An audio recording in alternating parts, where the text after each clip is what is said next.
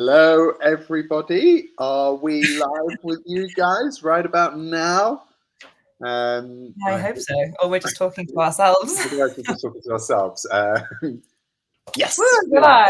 Okay. Works. Well done. Well done. Issues for this week, but we're glad Maybe to this be is why I wasn't feeling so well. I was just nervous about that moment. Yeah. Andy's powering through for tonight's pouring sip. Yeah, for tonight's pouring sip. Not feeling very well right now. But anyway, whiskey should make it better. Jess, how are you? I feel great. Good. Yeah, I feel like I was in like a slump at the beginning of the week, and now I'm feeling like really good, and I'm so excited to taste some whiskey. Oh yeah, absolutely. And we've got lots of good whiskey tonight, and it's been a while since you've had any whiskey, Jess, isn't it? Oh, don't out me like that. I would say I probably haven't drunk straight whiskey probably since my last pour and sip. I've just been like on the cocktails for the summer. Yeah, basically just been going out all the time. This is exactly. I've been sitting at home after every day with my kids, and then I go basically a child. And then I go for the whiskey. No cocktails here, just straight whiskey. Like everybody, welcome to Pour and Sip tonight. If you are new, welcome. Please do get involved with your comments and your tasting notes. We've got two great guests for you lined up tonight, so please get involved and ask them questions if you want to know anything about the distilleries or them personally. I'm sure they won't mind, but just basically get involved. Open community here. Let us know what you're thinking about these whiskies. What is the order of proceedings tonight, Jess? Right. So, as Andy said, we only have two guests tonight, so we will be kicking it off by talking all things Glenkinchie, if I can get it out of my mouth.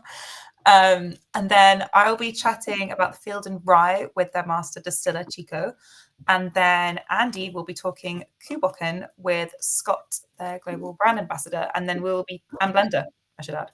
Yes. Importantly.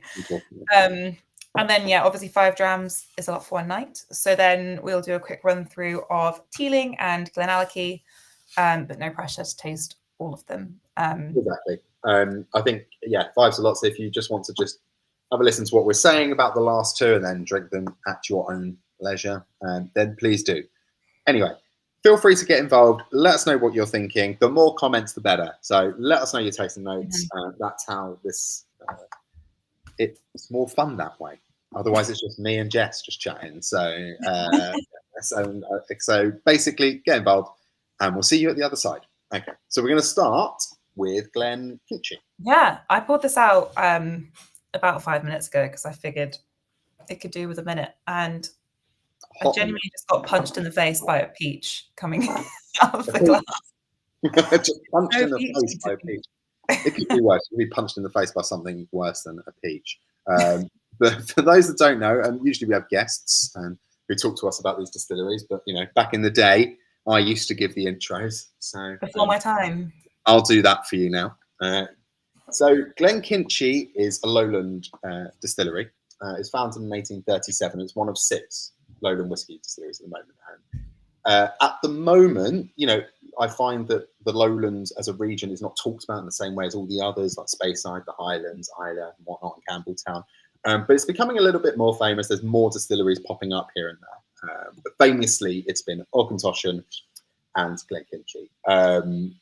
The kind of classic style of Glenkinchie, and just in general, the lowland whiskies are kind of light, gentle, delicate, floral, and sweet, basically.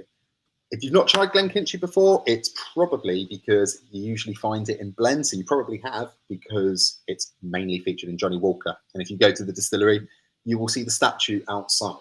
So you probably have tried Glenkinchie, but you rarely see it as a single malt. But this one we're going to be trying tonight as part of Diageo's Distillers Edition, which is a cool range. We've had Distillers Edition drams before. We had a Lagavulin one, we had a Talisker one.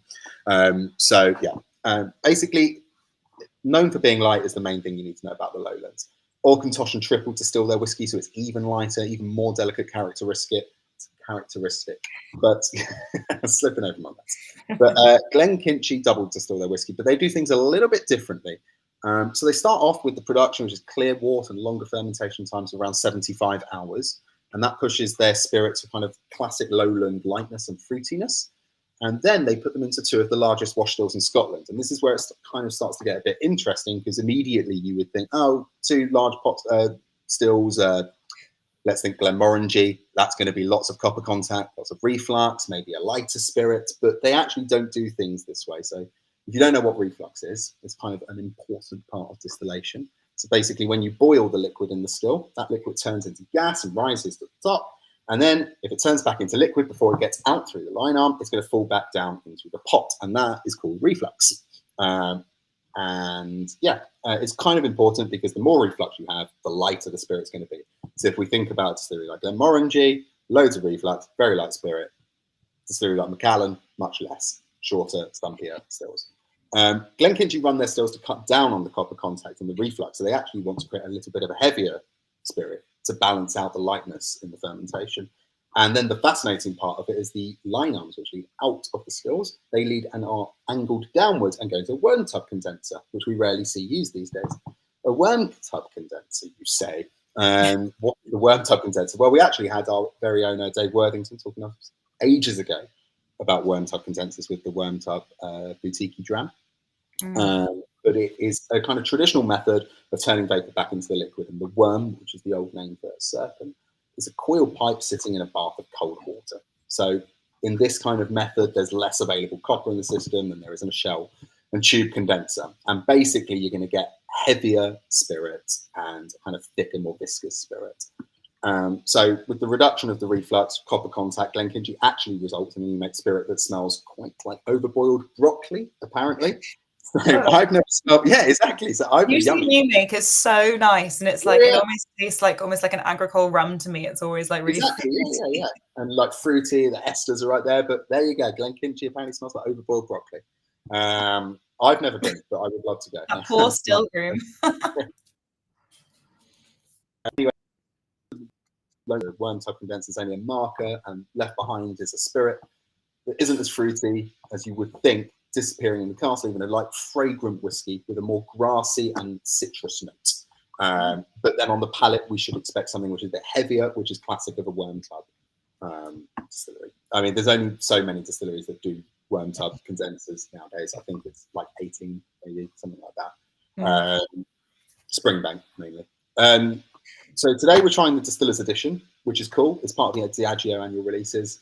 And this one's gone for a period of secondary maturation in American oak casks and Amontillado casks, which is kind of cool. We don't see Amontillado casks all that much used, but it kind of sits in the middle, minus of Fino and the sweetness of Oloroso. And it kind of delivers a bit more of a nuttier profile than you would get from an Oloroso or a Fino or a Pedro Jimenez, obviously. So, Jess, what do you think of this one? I feel like now that I've let it sit out for a while, it's like it's got maltier and like definitely drier. Yeah. Like so fruity when I first poured it out. I was like, this is a summer dram. Which like it still is, but like it's got a lot richer, I would say. I mean, I haven't even gone for a sip yet. No. Cheers. Cheers, thank you, everybody.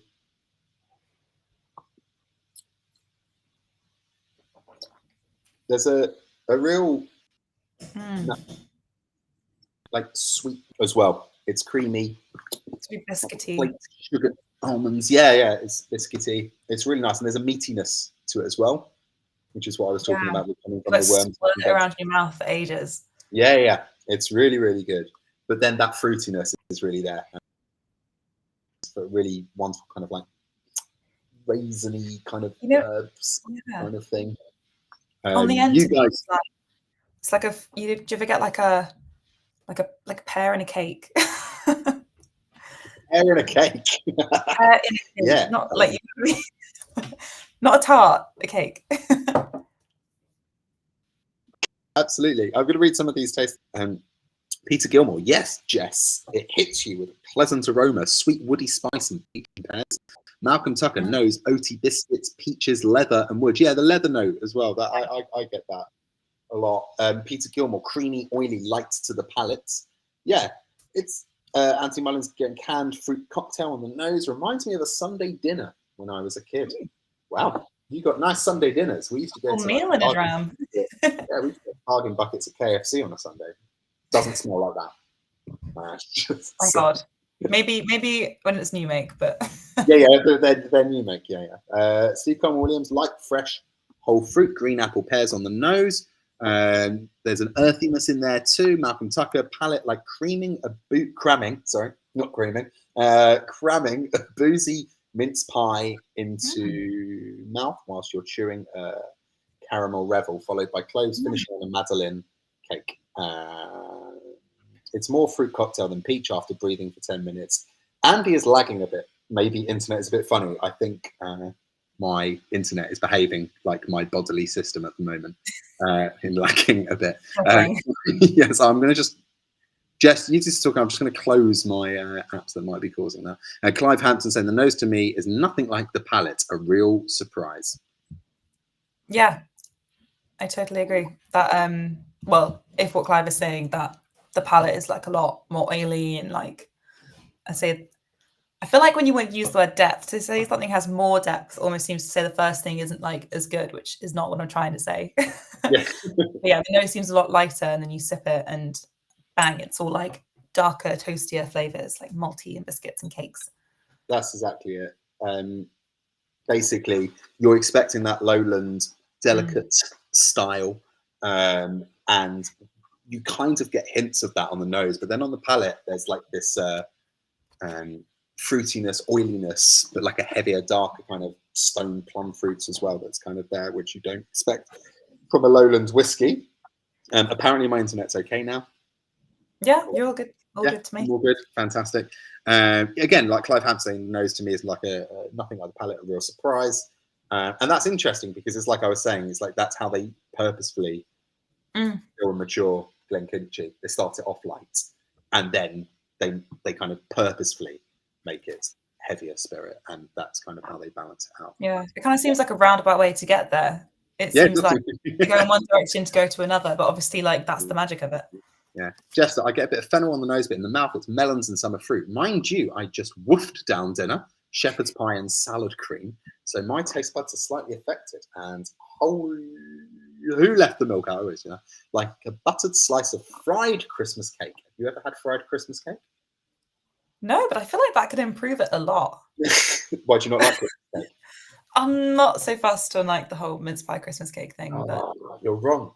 We won't go there in August. It's not time. But yeah, fried Christmas cake. Wow. Real boinga. It was a very fruity and floral on the nose at first and toning down to spiciness, gingery. Just a little drop of H2O softens it on the palate. Yeah, well, it will do. I mean, it's bottled at 43, so it's not like majorly powerful. But I don't, because it's like there is this heavier, oilier element, I do think a couple of drops of water, this will stand up to it and it won't drown it. Yeah. It's easy to see how this is such a good blending ingredient because it has so many sort of like different sides to it, but it's really nice to taste it like in all its glory. And I think if you do want to go to the distillery, which I do, never been, it's recently been done up and it's apparently looks amazing. Johnny Walker, kind of four corners of Johnny Walker blends. So Diageo spent a lot of money on doing those distilleries up. And this, I mean, a lowland trip seems like a great idea because like rather than being overwhelmed with like the sheer volume of Speysider, you just do them all. Yeah, exactly. Last couple, C. Con Williams, definitely oily on the palate, light, and New York bagels would really go well with Maltesers, and Real Boinga spiced with a ton of well-baked fruit tart with cream. Was that what you were trying to say, Jess? Fruit tart? No. Anthony Mullins, I could go for a mince pie in August. There you go. Simon, it's really giving me old-fashioned vibes. And lastly, Real Boinga, ton.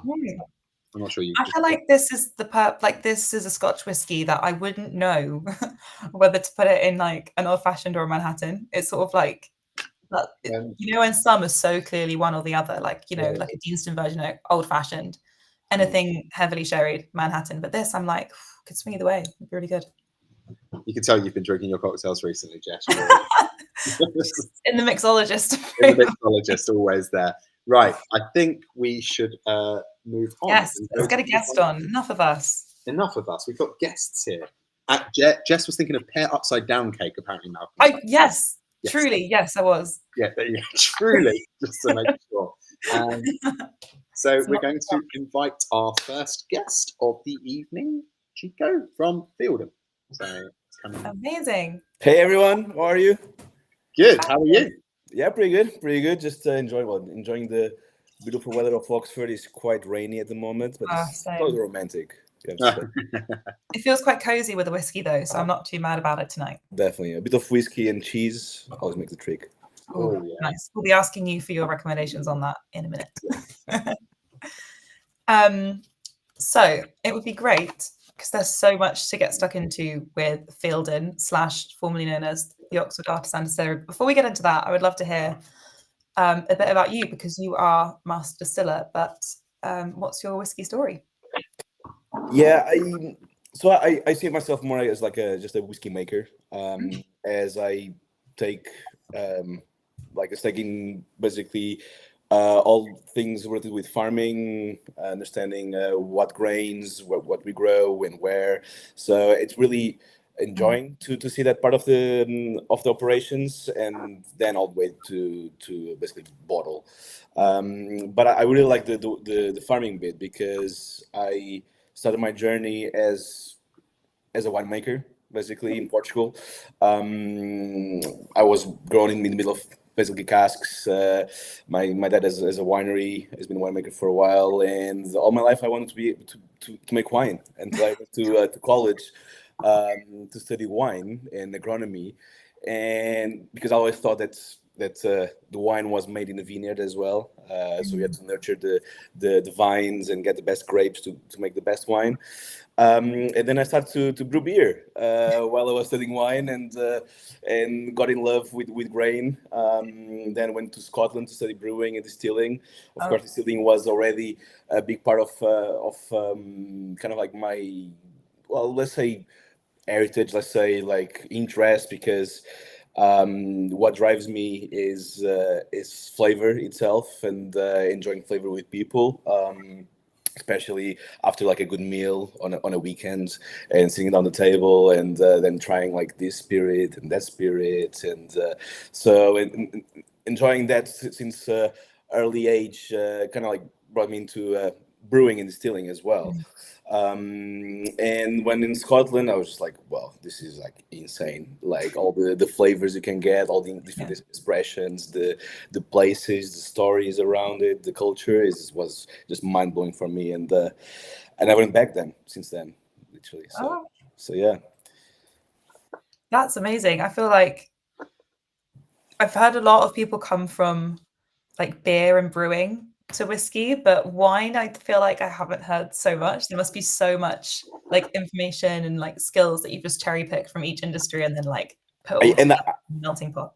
I love that. It's just like the cross combining all these kind of different science backgrounds. Like when I went into beer, like I could cross some techniques in using barrels to ferment. That is quite common in wine, and mainly like in sour beers as well. And then when I went to whiskey, like just like crossing like the maturation profile and oxidation and all these like different geeky terms was just like mind blowing for me. And that actually my one of my areas of research when I was doing my master's was wild yeast selection for whiskey production, for rye whiskey production. That's how I met back then the Oxford Artisan Distillery, which was just starting back then. So my first assignment was to come down to Oxford, select wild yeasts from pretty much everywhere,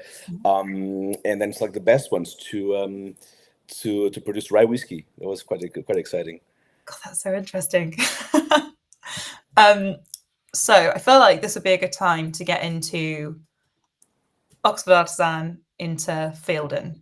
So what was the transition there? And we've already got questions coming through about how the whiskies produced are different. But first of all, let's talk about like the distilleries themselves. Yeah, so I mean, Oxford Artisan Distillery started in 2017, and back then we were farming around 100 acres, mainly rye, but a little bit of wheat and barley. And we're just working like in a very small distillery, pretty much center of town. We're still working here. I'm literally just like 3 minutes away. And it got to a point that we're producing pretty much every single spirit you can imagine. I mean, we started with gin, vodka. We were doing whiskey was our core spirits. We're doing some absinthes and liqueurs, but we want to focus more on whiskey, and we started to farm more and more until the point that we want to take the whiskey to a new level and focus on what was making us unique in a sense, which is definitely the grain and the way we farm our grains. So we started to farm outside of Oxford. So we started farming like in Norfolk, we started farming in Cornwall, and I mean, one of our elevator pitches before would be like all the grain we used to produce our whiskey is farmed like in 50 miles radius of our distillery. At this point, it's like we are just like limited to England. So we decided to change a bit our roots and focus on the whiskey thing and really match the whiskey with the field and with the farming itself. It's where we pay a lot of attention to, and also the field and the nature in a way, and the grains we grow. They are the inspiration overall to the way we produce whiskey, the way we distill, ferment, mature, everything. Okay, so when you think about, well, first, sorry, a new question. So inherently the whiskies that you are producing will be different from the ones that people have been drinking from the Oxford Artisan Distillery? So, or is there any yes and no. Yes and no. I mean, of course, I mean, let's say in 5 years' time, definitely they will be quite different. Right. At the moment, the dram we have with us tonight is actually pretty much the same liquid that we were doing under Oxford Rye Whisky bottling. And all the whiskey we're releasing in the next few years will still be Oxford's produced. I mean, at the moment we already have production in Yorkshire and also in Suffolk. We are working with different farming partners, different distilleries, and it will slightly change. We'll try to keep the same flavor profile, but of course that's a big challenge. So I mean, under Oxford Rye Whisky, we were quite small in the way that we were, let's say, releasing batches of just 4 casks together, 11 casks together. I think the maximum we did was like 20 casks together in our biggest blends. And we couldn't really ensure a consistency between batches. That's why we were always like batch by batch, story by story. And in total, we released 12 different batches under Oxford Rye. Now with Fielden, we are confident that with our main product, the one we're trying tonight, we be able to keep the consistency batch after batch. But of course, as we start to blend spirits from other places, spirits produced with grains grown in different areas of England, we can expect some variables. Yes. Yeah, for sure. I mean, working with like one grain is usually pretty hard, let alone like introducing a lot more to the mix. But having a smell of this is like one of the craziest ryes I've ever stuck my nose into. Yeah, it'd be great to hear you talk about this because I had a little read of what the sort of how this is made and what it's made from, and yeah, it sounds incredibly interesting. But it'd be great to hear it from you. Yeah. So I mean, this rye is. It's hard to find other rye that I would compare this one to in a way.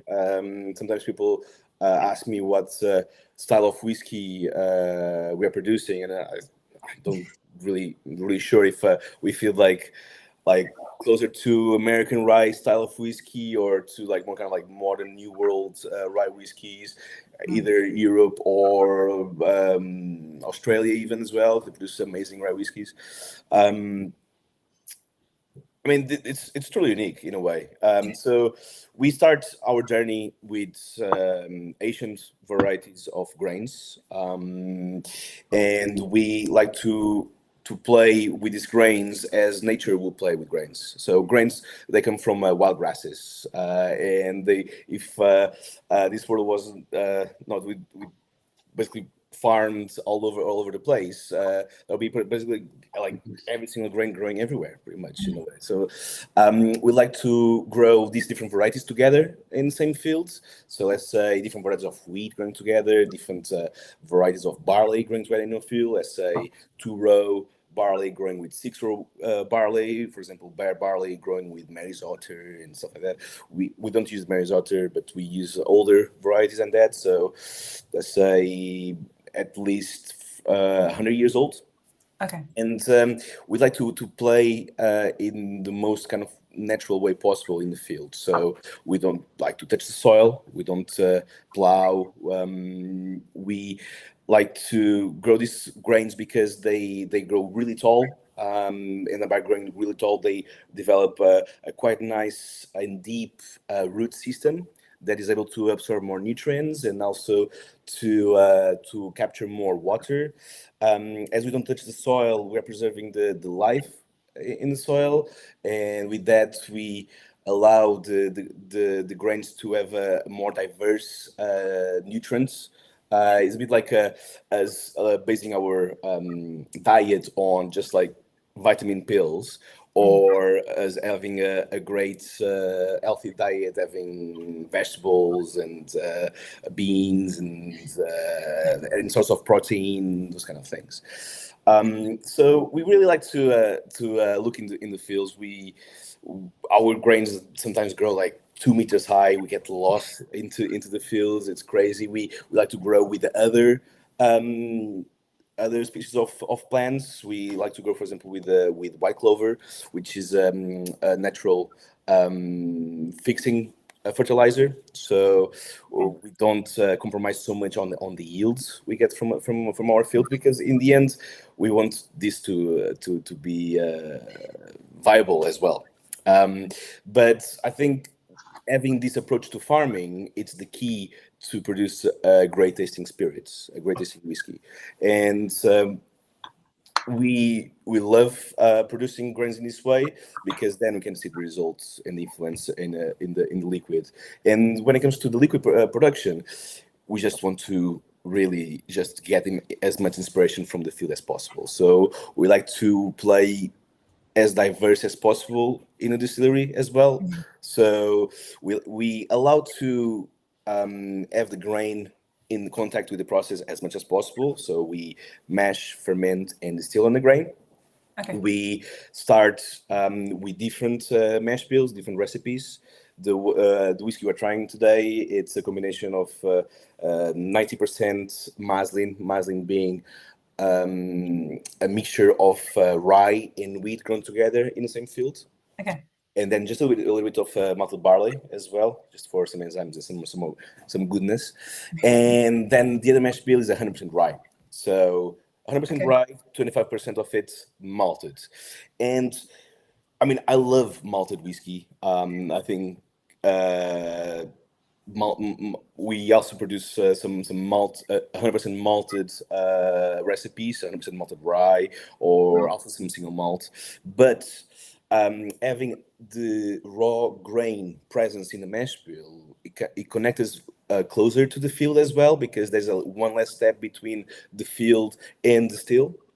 Because during malting, I mean, the grain goes through germination, and of course, whatever we get before will influence the latter stage. But having this kind of like raw grain presence give us like more kind of like floral and herbal character, which I think is important for this. Then, I mean, with different recipes, we use different fermentation profiles. Then we usually double distill, both pot and column distill, and then the maturation profile is just to follow and to complement the grains themselves. So we like to play with a wide variety of casks, so we can allow the flavors from the grain to develop in different areas. What we usually get from the grains, as a new make, as a pure new make spirit, is usually like these kind of beautiful, creamy, custardy, pastry notes. They can be quite earthy and spicy, and quite challenging back then. So depending which casks we used, it can really go into like beautiful directions, and then it's our job to just blend back together and express the feel in a way. So it's a whiskey that I like to see this whiskey as just an expression of the fields. I think the brief for me internally is just a walk in the field. So it's like encountering these like flowers, like thistles and the flowers that grow among our grains. A lot of herbs as well. Then quite soon gets into kind of like this creamy, custardy, pastry kind of vibes, almost like brioche and croissant kind of playing around, and a lot of nuts as well, like the hazel nuts growing in the trees around the hedgerows. And I mean, we cannot forget that this is a rye whiskey as well. So when you taste it, you definitely feel that power. And if you like all this kind of like herbal mint and peppercorn kind of spice with some like Christmas spices as well, a bit like anise, star anise playing around, and some nutmeg as well. Yeah. It's a big whiskey. Yeah, I mean, it's really good. I mean, of course, really, really nice. I'm biased here, but I really like it neat. But I love it also with cocktails. It's just incredible. Just like preaching to the right person. Making like before we go to that, shall I just start like reading some of these taste notes, because there's quite a lot coming through. I'm just going to go right to the top of these. Right, so Peter Gilmore, caramel and hazelnut to the palate. You really tasted the caramel, lingers on. Real boinga, very herby on the nose, a bit of thyme and loganberries. Right, loganberry, nice. I don't know what loganberry is. Jess, do you know what loganberry is? I think it's like a tart small berry, but I could be wrong. Okay. Yeah, it's way tartar than what you would associate to berries. Yeah, no, the berry element is definitely kicking around, and I love that element. Because I kind of set it to the hedgerows that limit our fields usually. So all the berries, a bit of damson, sloes, and rosehip as well. I don't know if you ever try like a ripe rosehip, like when you squeeze the rosehip and comes to like the puree. It's like this kind of like baked apple coming through. It's really nice. Yeah. Flowers and orange peel on the nose, more caramel on the palate, says Chris Turner. Pat Cowling, we are drinking the Fielden Rye, aren't we? Yes, we are. Stephen Williams, I can't place a scent, but it's like walking through a wild flower meadow. Reminds me of a proper summer's evening, unlike tonight. Well, there you go, Chico. That's basically that's cool. Brief was achieved. He's literally just said exactly what you wanted from your the brief. Pat Cowling, geez, I don't really like Rancio, and I'm not getting any of the above. Steve Williams is very similar on the nose to the Oxford Rye when they are literally side by side. Jester, my nose still has an issue with rye. I almost get a petrochemical whiff from it. Very earthy on the palate, almost like vegetables and beetroot, a bit of the Spanish gold sweet tobacco in there. Peter Burrett, very smooth with a taste of honey on fresh baked white bread, a great appetizer. Simon, this one is really playing with my senses. The nose is floral, sweet palate, then getting peppermint on the finish. Anthony Mullins, I'm getting a great big bag of floral gum sweets that you used to buy by the quarter. There you go. Malcolm Tucker with one that I was getting, a palate on the field, and reminds me of a baklava, then followed by a fresh ginger heat. The finish is dry with cereal notes. I suppose the baklava note is what you were kind of saying about that brioche kind of pastry kind of note that you should be getting. Simon, it's like a very soft mint, not harsh at all. Pat Cowling saying stale smoky bacon crisps and diesel fumes for me. Oh, my convert, just yet. I love the savory comments. I'm a huge fan of like funky spirits, like rum and stuff like that. And when I look into Fielden, is something that I like to play around slightly, because I will also want to express like the earth soil element of a field, and I mean, rye can bring all these kind of elements naturally, but playing with the savoriness and sometimes the minerality or the saltiness of it, it's quite nice, especially when you start to compare, for example, rye whiskies grown in sandy soils or clay soils. They express quite differently as well. Real bond is. Oh, I'm sorry, Jess. Sorry. I was going to say, when you compare the soils, so are you growing grains in these different soils and then creating whiskies? There's like all these different variables, so it's like very wine-like in that respect. Yeah, it's quite very very very winey, definitely. I mean, I don't want to get into like terroir kind of vibe, but definitely I mean, for example, rye grows really well in sandy soils, sandy poor soils, whereas wheat grows really well in clay.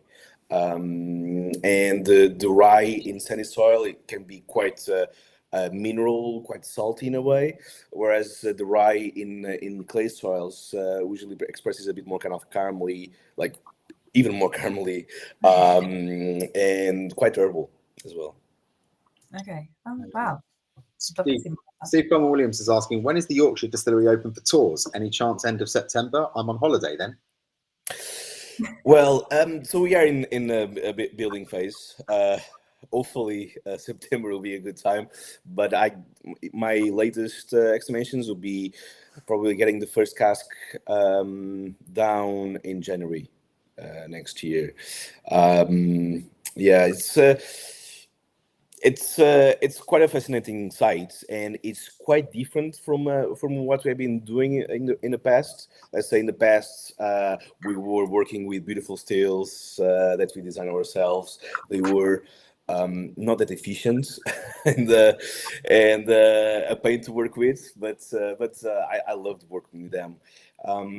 But as we scale up and as we want to make the most out of the grains we grow, we are reinventing the production itself. So we are installing quite a lot of technology to not only improve our efficiencies, from, let's say, grain usage to energy usage as well, or water, but also to be able to study our grains in a proper way.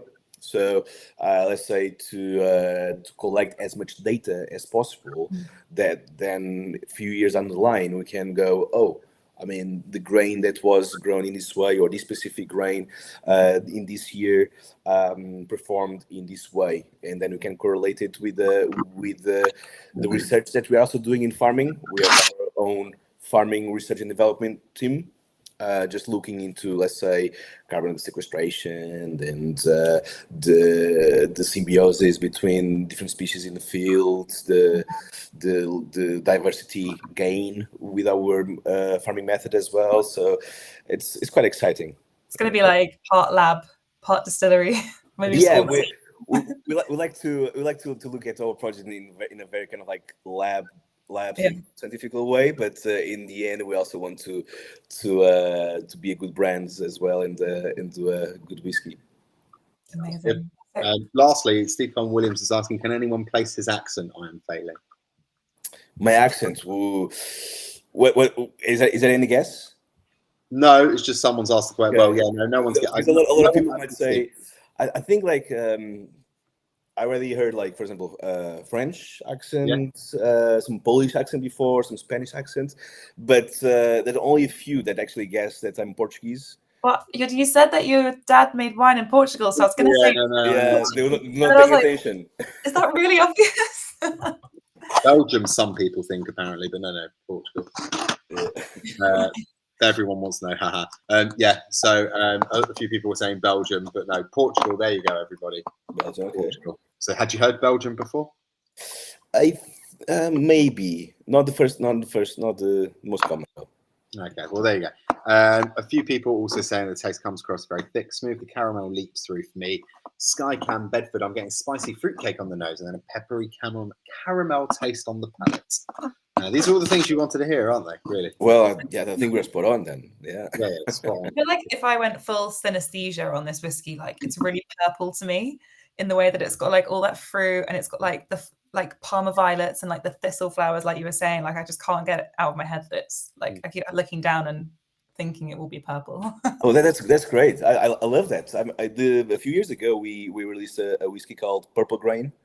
A play to Prince, but also a play because we matured that whiskey in purple muscatel casks. Purple muscatel being a quite rare grape variety from south of Lisbon, Setúbal, muscatel region, and it was really purpley. I mean, it was literally Pano raisins in a bottle. Oh my god, I remember seeing that. I need to find like a relic bottle. I'm sure they're still around somewhere.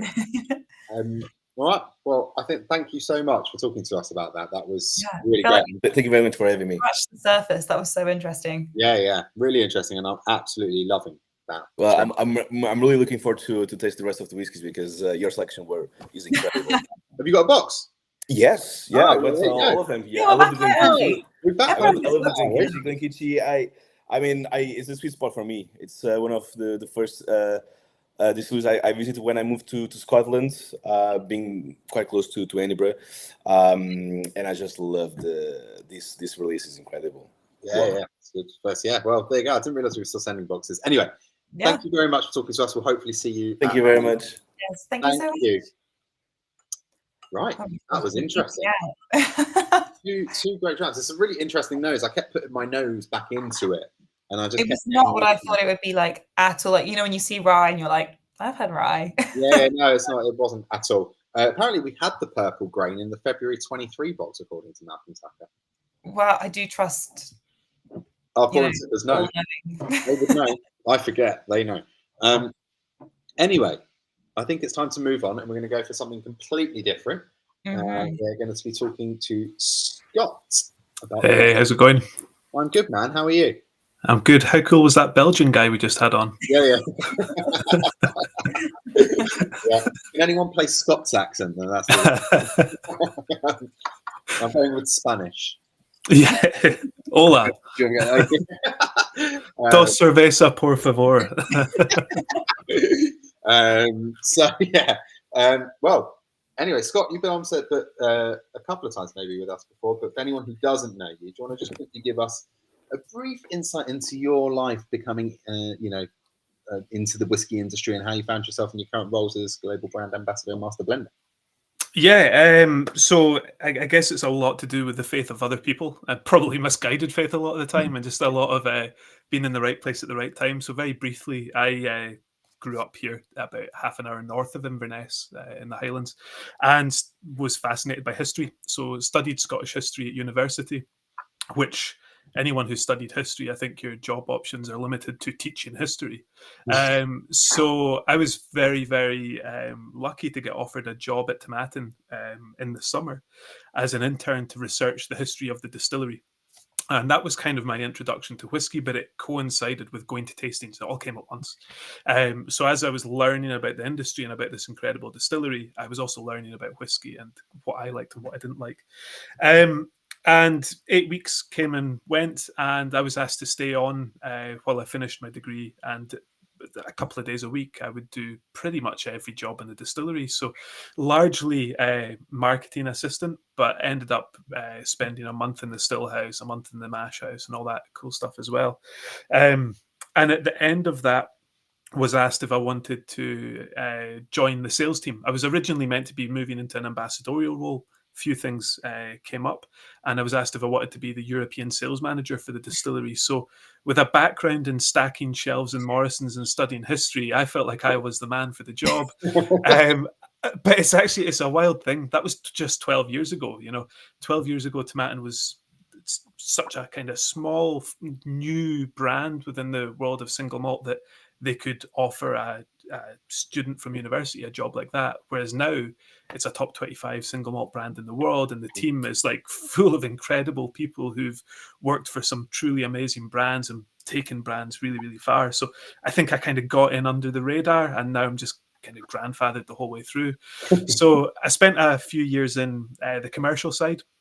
Went to White and Mackay for a year. So I live in Allness, which is, Dalmore's on the doorstep. So that was a cool year in a commercial role. But then was invited back to Tomatin as the global brand ambassador. So moving away from sales and more into what I'd come to learn that I really enjoyed, which was talking to people about whiskey and kind of sharing the cool stuff that was going on at the distillery. So I absolutely leapt at the opportunity to take on that role. But as it happened, my wife was pregnant at the time. And so the managing director, Stephen, said, well, that's quite handy because we're also looking for someone that can shadow the master distiller a little bit, learn a little bit about what we do in cask selection and how we make whiskey. And again, you'd be silly not to take that opportunity. And one thing led to another. Things kind of got way out of control, and now I find myself as the blender and global brand ambassador. So I'm still out and about. I'm still on the road. I'm still doing tastings. Still going out and speaking to customers and big whiskey fans around the world. But a lot more of my time now is spent with a nose in a glass and not talking about it and just writing notes and things. So I'm responsible for all of our antiquary blended Scotch releases, all of our Bocan products, and most of the kind of new product development for Tomatin. Graham Yunson, our master distiller, it's still his signature on the box of all the kind of core range products. So a lot of what I do is in the product creation side of things, which actually is really, really fun. But when it comes to blending, it's really fun. But when it comes to blending, that's the easy side. The difficult side is what Graham does, which is once you've created this product, how do you make sure that you're going to keep doing that year after year after year? I'm like the band releasing their first album, which is always great, and he's got the difficult second album to follow up with. So, yeah. Okay, that's quite the journey and quite the story. For anyone who doesn't know, so we're going to be drinking Bocan tonight, but just talk to us a little bit about Tomatin first as a distillery. Yeah, Tomatin's a great distillery. It's a fascinating piece of whiskey history. It came in right at the peak of the Victorian whiskey boom, 1897, and at that time, if you looked at the landscape of Highland distilleries, they were all built along the coastline, but Tomatin was built at 315 meters above sea level, right inland, so quite unique in that sense. And it was able to do that with the construction of the railway line. So Tomatin's just 15 miles south of Inverness, and the railway line passes right through our site now. So it was built in 1897, and when you look at who were the original shareholders, it was local bar managers, it was local restaurateurs, it was wine merchants from the local area, and very much what we know of the original distillery backs that up. It was small, pretty much everything was built of wood, and it was just to produce spirit for the local area. And the style of spirit that it produced was probably quite harsh. It was probably what you would expect of a Highland new make spirit from the 1800s.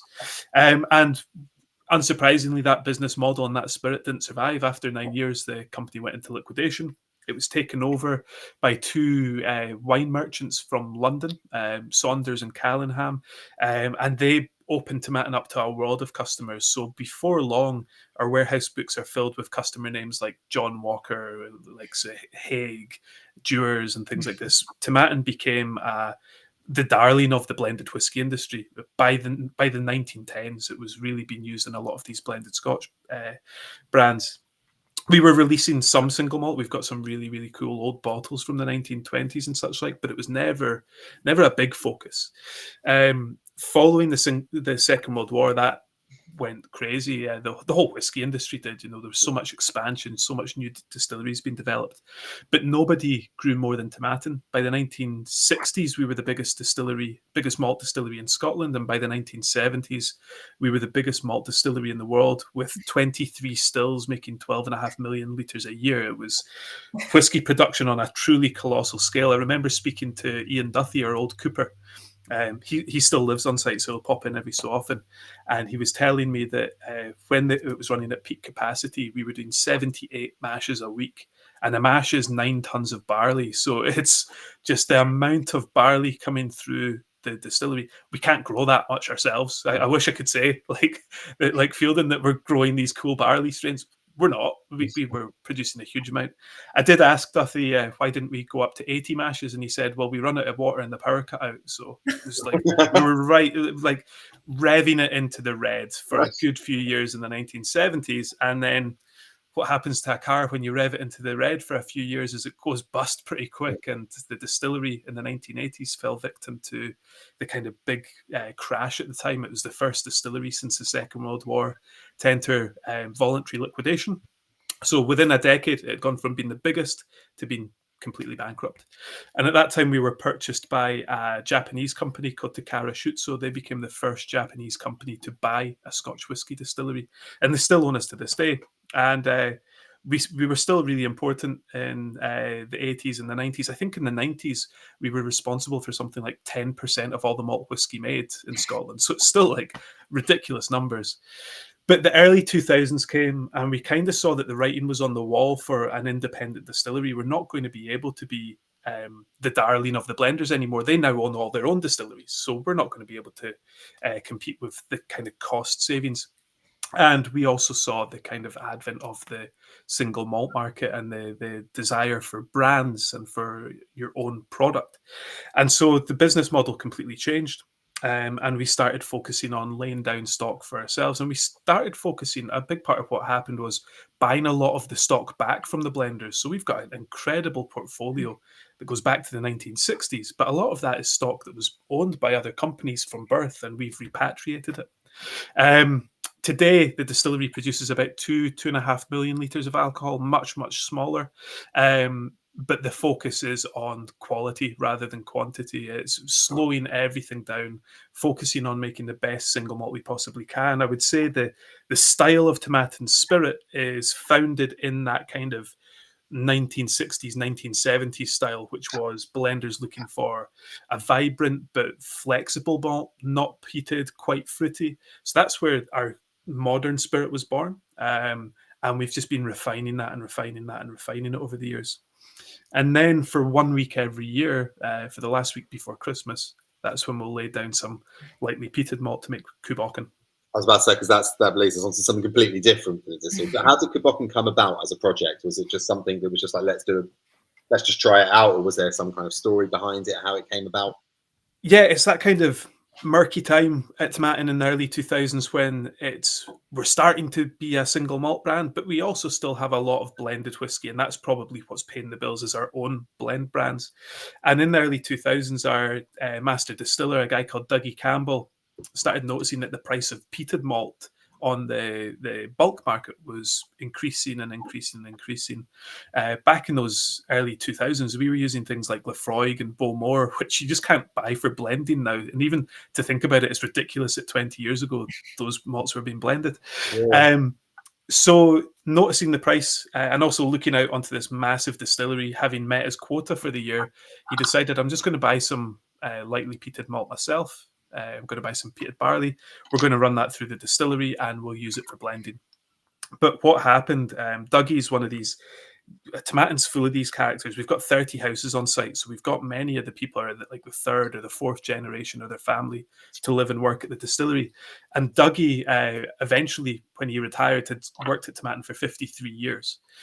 So when he smelt the new mixed spirit coming off the stills, it reminded him of the style of spirit that was being made at Tomatin in the late 50s, early 60s, which was still that lightly peated kind of really traditional Highland style. It was the spirit that he was drinking with his dad and his uncle at the daily dram and things like that. So he took a small parcel of what had been made, this was in 2005, and put it into some first fill bourbon barrels, some first fill sherry casks, and quite rarely at the time, virgin American oak casks, and said, we're going to leave that aside and see if that can develop into a malt. About 8 years later, the word kind of gets out that Tomatin's got some peated whiskey, and we had to decide, does this become a Tomatin peated, or does this become a totally different brand?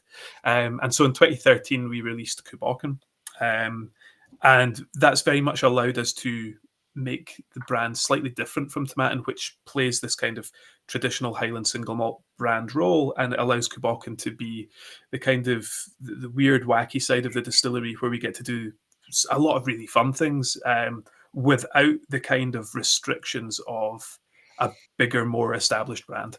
I was about to say, apart from like the peated aspect, which is obvious, what are the other kind of things that are completely different? You're saying like innovation, experimentation, the ethos behind Kubokan itself is completely different to that of Tomatin. Yeah, so even throughout the process, even if there was no more innovation beyond it being, and there's nothing innovative about using peated malt, let's be honest, but even if we were to remove all the innovation side, Tomatin and Kubokan are made differently. Yeah. Kubokan, it does have that lightly peated malt, but it's also got a slightly faster fermentation to make sure that you're preserving more of those barley kind of grain characteristics coming through. Tomatin's got a 168-hour fermentation. It's one of the longest in Scotland, so it's super fruity.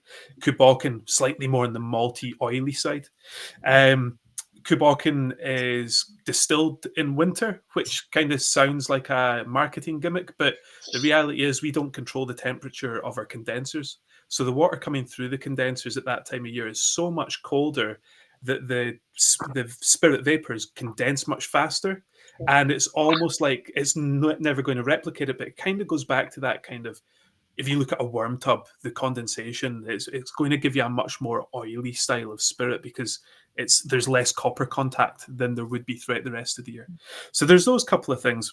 But I guess the main thing with Bocan is the kind of maturation side of things. And then post-maturation, when it comes to taking all these casks that we do use for Tomatin, but then blending them in a way that you wouldn't otherwise use. So, and that's where the Creation series comes in.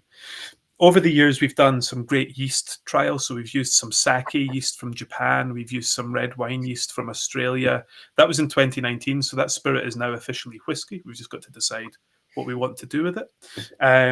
We've played about with different barley varieties. So there was one year, all of the production was made with Golden Promise, a nice old heritage barley variety. The next year, we used a really modern barley variety called Firefox. And this year, I believe we're using Sassy, which is grown within about 50 miles of the distillery. So again, nowhere near what they're doing down in Oxford. But, you know, for a distillery of our size, to get barley grown within 50 miles is pretty cool to be doing that. So that's where Bocan allows us to play about a bit. But the whiskey we've got tonight is far more on the cask side of things. What does it mean again? Bocan for anyone who Bocan means ghost dog. And that kind of early days of the brand, it was, back in 2013, it's when you're starting to see things like Pete's Beast and all this coming out onto the market. And there was a lot of storytelling going on.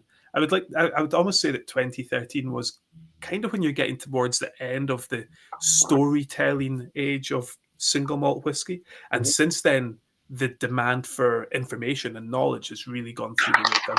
And so that's where the brand started as that. It was rebranded in 2019 to move away from the kind of myth and fantasy side of things to really present the brand as here's the details. So if you look at the back of the box, it tells you really quickly how we're making the whiskey, and then it breaks down the different cask types and things like that. So it's much more focused on the liquid itself nowadays. That's great. How long does it take after you've done like your peak run with the Bocan? How long does it take to clean everything up, completely deep clean, get it out of the system? Yeah, I wish it was quicker than it is. So we call it almost like shoulders. So there's two elements. You've got the shoulder going in. So very briefly, your spirit production will be the makeup of the low wines from that run, but also from the feints and foreshots of the previous runs. So when we start making Bocan, the feints and the foreshots from the previous Tomatin will come in, and we notice that first couple of distillations are slightly less peated. But we also notice that when we come out of Bocan production, we've got the other shoulder, and that's where for the first couple of runs, there is an element of smoke there. And we never really worry about it too much. It's one of those kind of, these things will figure themselves out. But recently we were doing a bottling of Tomatin Legacy, and the kind of vatting sample that we analysed before sending it to bottling came across my desk, and myself and our distillery manager, Jamie, were having a smell of it and going, there's a touch in there. There is a touch of smoke in there, even after maturation, even after some virgin oak, there's a touch of smoke in there. And we had a look at it, and it was the very first distillation of January of the next year. So yeah, we have to have a couple of measures in place there for what are we going to do with this weird kind of tweener whiskey. Yeah. Okay, cool. That's interesting. So this is the 6th in the Creation series. Yeah. Talk us through what we're drinking tonight. Yeah, so we're drinking one of the Bocan Creations, which is really, really fun stuff. I've got an image in my head of blenders up and down the country on a Friday afternoon once the hard work's done, just mixing stuff together and having a little bit of fun.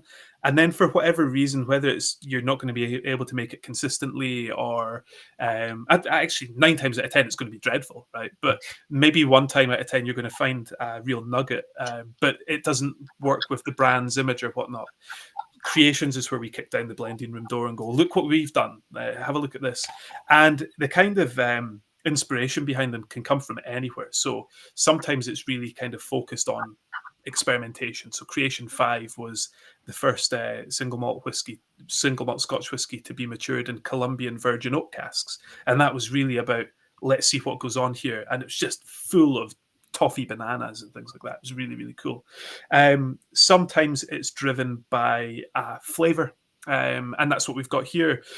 So the kind of inspiration for this, I was doing a virtual tasting for a retailer up in Scotland, and we were tasting the Tomatin 18-year-old. And he said, "Do you know what this would go great with?" And he runs away. This is the retailer, and all the audience are there, and we're just waiting on tenterhooks. And he comes back with a bar of Bournville Old Jamaica. So Cadbury's Bournville Old Jamaica is dark chocolate with rum-soaked raisins inside of it, and Wow. it's hen's teeth finding it. But I'd managed to find some and tried it, and it was unbelievably good. And I was on the train to Edinburgh with our Kubok and brand manager at the time, Julia, who's still in the company but in a slightly different role. And I was just saying, how good would it be to make a rum and raisin whiskey? Like, it's undeniably the champion of ice cream flavors. So I totally agree with you, and it's so underrated. Yeah, it's so underrated as a flavour. God tier. So that was just thrown off the cuff, and then I started thinking, actually, that would be quite a cool thing to do, a whiskey designed around a flavour. Like, rather than finish the flavour and start with the whiskey, let's start with the flavour and like work our way back. And we started thinking about how we would do that. And I mean, when you're doing rum and raisin, using rum casks is pretty obvious. So about a quarter of the recipe is matured in Jamaican rum casks. So it's a 10-year-old whiskey that for the last 2.5 years has been finished in Jamaican rum casks. I play about with rum casks quite a lot. I love the variety of flavor that you can get from them. It's not just like, I think, when we talk about a bourbon cask, it tends to be a singular flavor that we have in mind. But when you talk about rum, it's almost like talking about wine varieties. The difference in flavor that can come through is wild. What's the difference between like a Jamaican in comparison to, Barbados or something like that? What's the flavor profile you're going to get from the Jamaican rum? So the Jamaican rum, for me, what it does really well is it's got that really funky, estery, fruity element to it that does work well with our kind of longer fermentations. It's got that. The one thing that I got out of these casks when we were smelling them was just massive amounts of banana milkshake, like McDonald's banana milkshake at the drive-through. That's what I was getting there. Lemon curd, like really on that yellow fruity side of things. Pineapples were really, really prominent, not like that kind of barbecued pineapple. I'm from the north of Scotland and I'm quite pasty. I've never barbecued a pineapple in my life, but it sounds wonderful. So that's what that's delivered. If we look at something like Barbados, we've recently been sampling some Barbados casks, and they've got a really kind of chocolatey element to them. Guadeloupe casks have much more of that kind of brown sugar, that more molasses element to it. And we've started buying in some French Martinique rums, so playing about with French-style rums and Spanish-style rums, but they're a little bit off. But the Jamaican rum, really vibrant, really fruity. So we ended up using that for a quarter of the recipe. And then the other 3/4 had to really deliver that raisiny side of things. And that's where we looked at our old friend Pedro Jimenez again and thought, you're a shoe in here. So the other 3/4 of the recipe are 9 years old, fully matured at Pedro Jimenez sherry butts. So really, really kind of decadent style of spirit. Oddly enough, the Pedro Jimenez has got quite a lot of molasses flavor into it.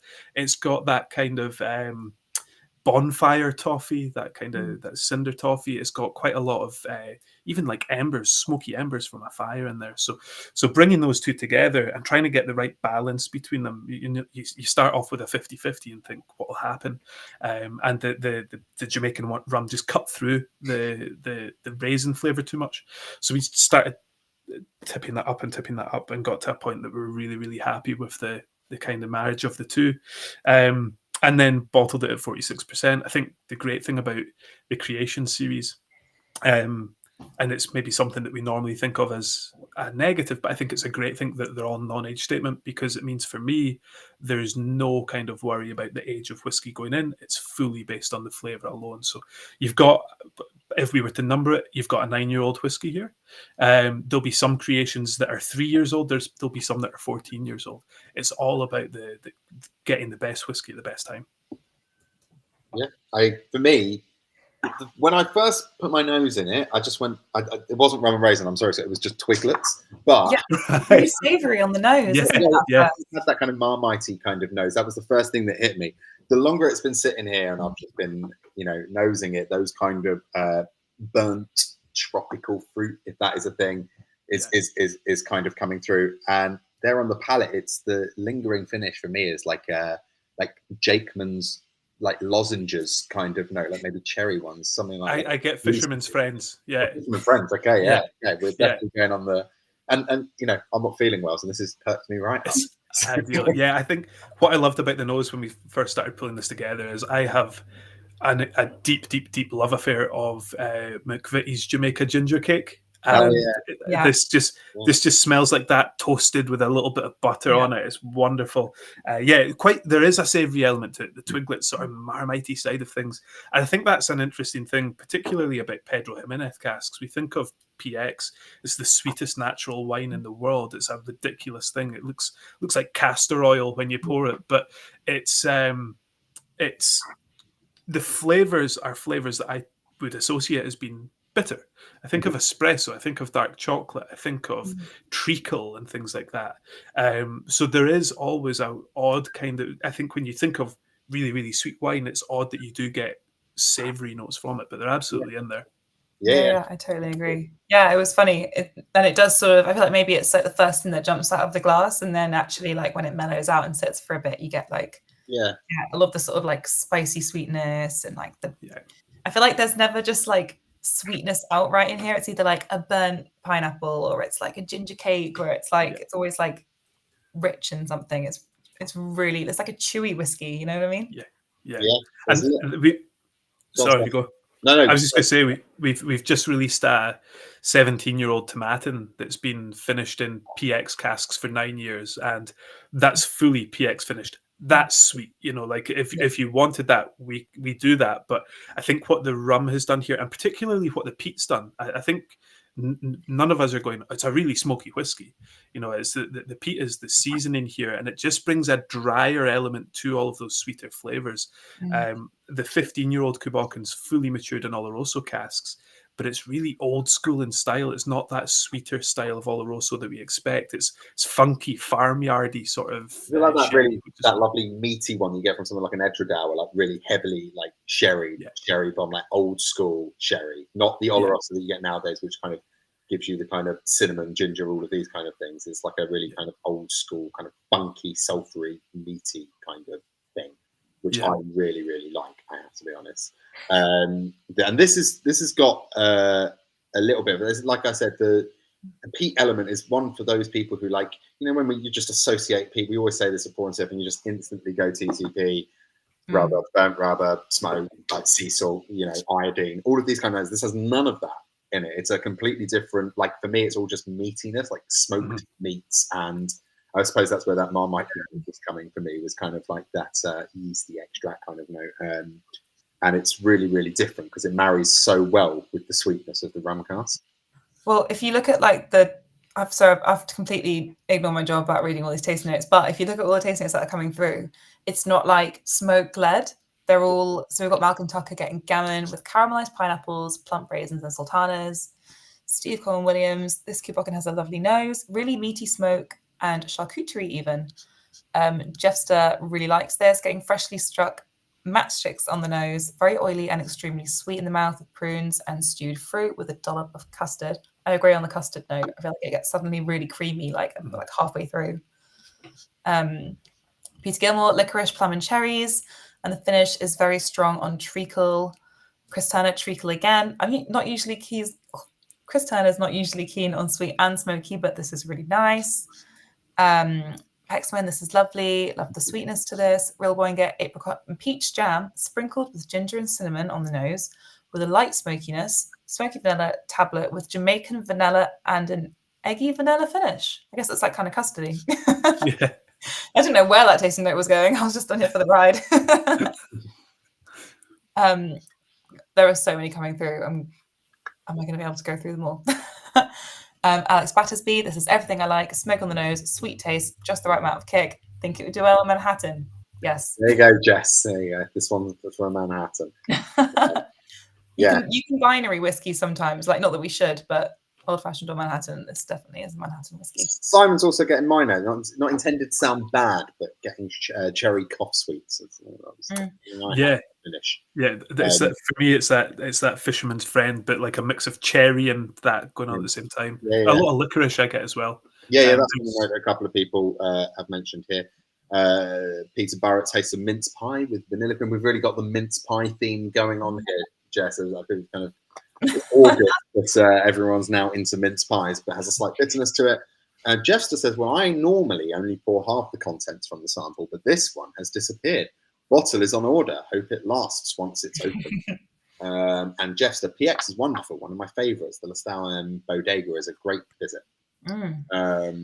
So what's in the pipeline for the future happening with Tomatin, Bocan? Is there anything interesting that's coming out other than this wonderful creation series?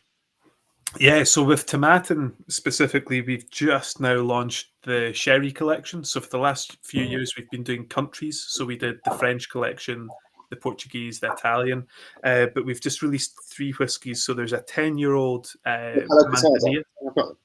Yeah. Excited about these. Yeah, so there's a 10-year-old Manzanilla, a 15-year-old Palo Cortado, and a 17-year-old PX, and it's just capturing all those casks in those spirits at the right time, and it takes you on an incredible kind of journey of flavor, and it allows us to talk about, I think, we talk about sherry so much about, we've been using sherry casks in Scotland for 100 years, but also this is inspired by sherry's booming. Sherry's like having a bit of a renaissance, and I'm in love with the wine itself. So let's get some of these casks and see what they can do. That's the first ever Palo Cortado release we've ever bottled. It's casks from a bodega in Jerez. It's not seasoned. It's an old bodega that's been retired, and we've managed to get our mitts on those casks. So really, really fun with that. And then now this time of the year for me in terms of travel is quite quiet. So that's where we start thinking ahead as to what's coming out next year. What are we doing? What's filling the pipeline? And the top of the to-do list is Creation 7. I know we're just talking about Creation 6 right now, but the reception to this has been phenomenal. It's gone great guns.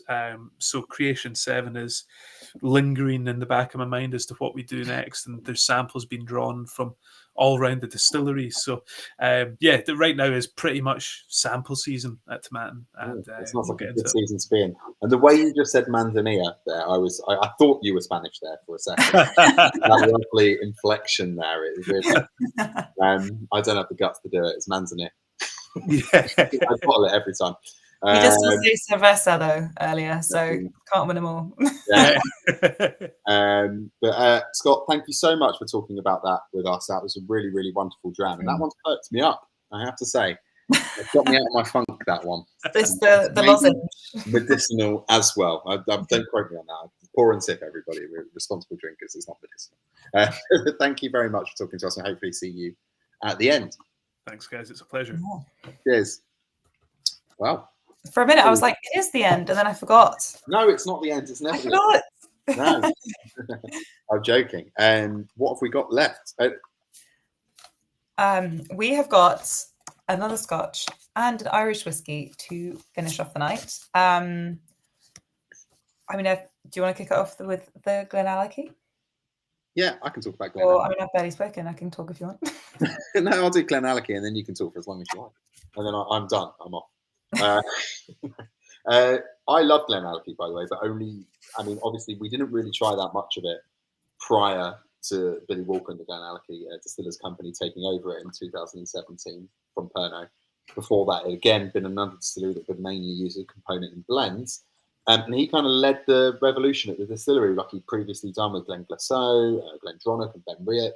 Put a couple of capital letters in there in the middle of the names just for, to make them super modern. And then they released the first single malt in 2018. This one's the cask strength, batch 4. It's bottled at a whopping 59.4. So I would recommend, there will need some water to be put in that one to kind of even it out. Back in 2021, their cask strength batch 4 was named World's Best Single Malt, by the way, the Whiskey Magazine's World Whiskey Awards.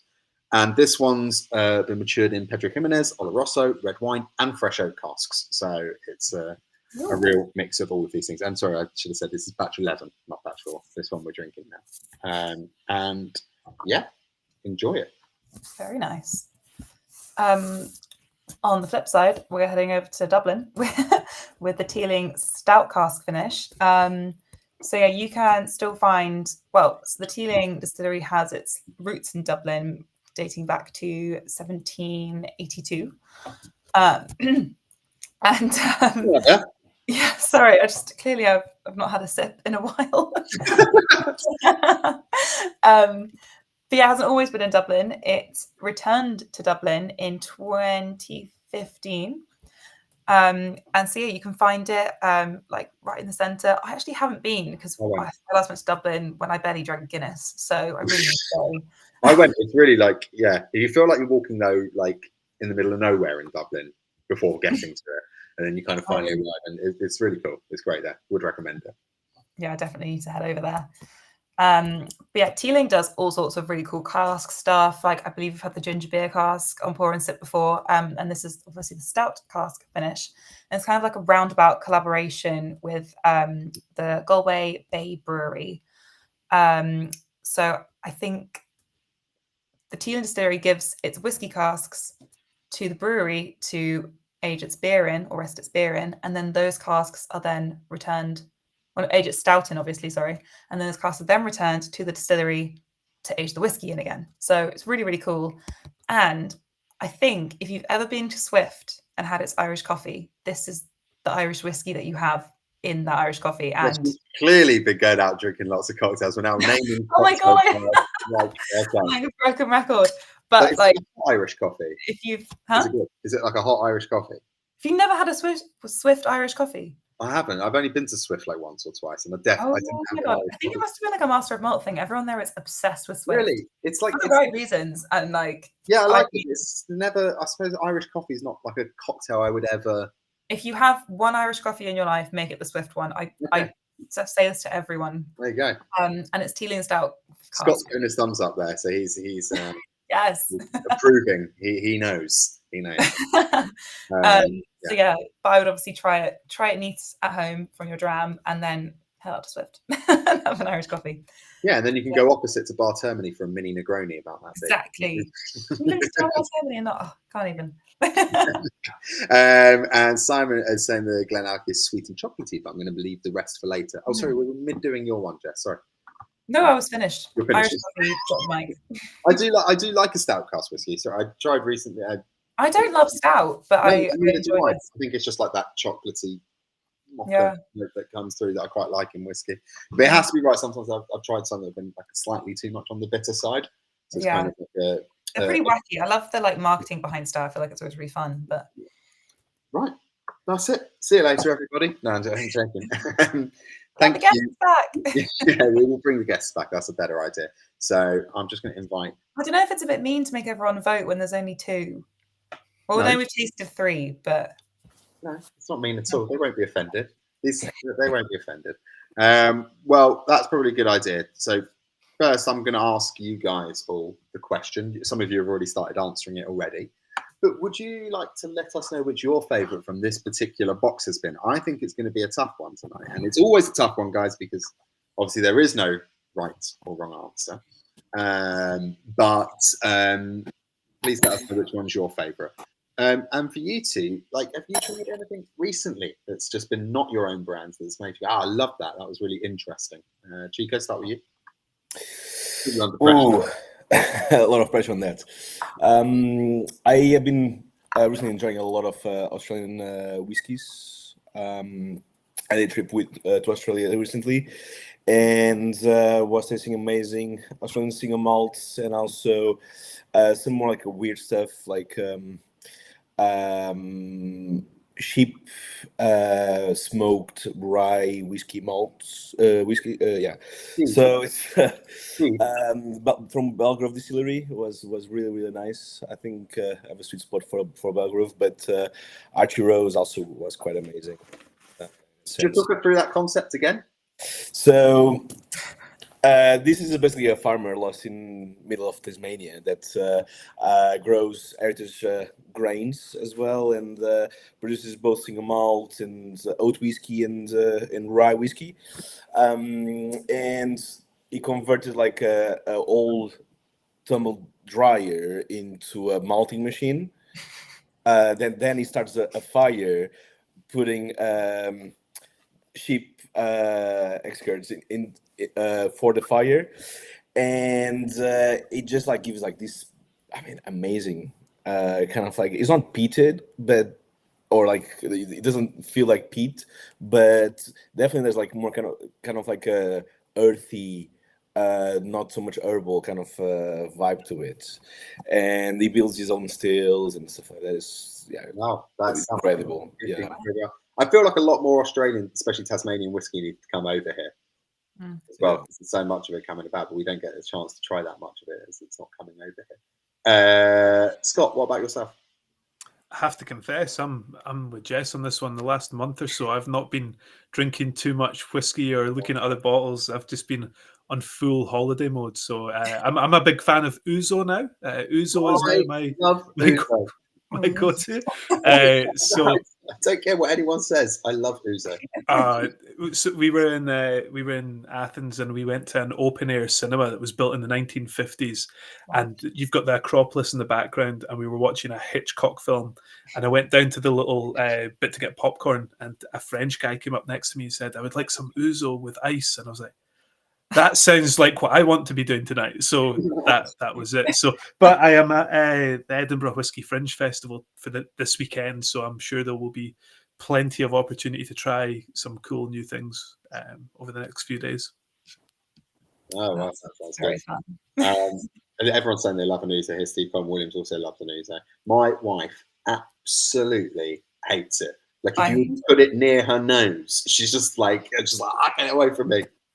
Firewater, no. Firewater, I love it. I like anything like with that kind of aniseed kind of flavor. Big fan of it. Okay, let's read these out. Pat Cowell and Glenkinchie and Kew Bocan were the standouts for me tonight. Jess is off to Australia in October, so looking for a few distilleries on his road trip. Anthony Mullins, the Glenkinchie for me. Malcolm Tucker, out of the Teelings we've had on Pour and Sip, the Stout Teeling is my favourite. Clive Hampton, gold for Glenkinchie, silver for Kew Bocan. This is the Olympics of tonight's whiskey. Bronze, Fielden, GlenAllachie and Teeling still on the blocks.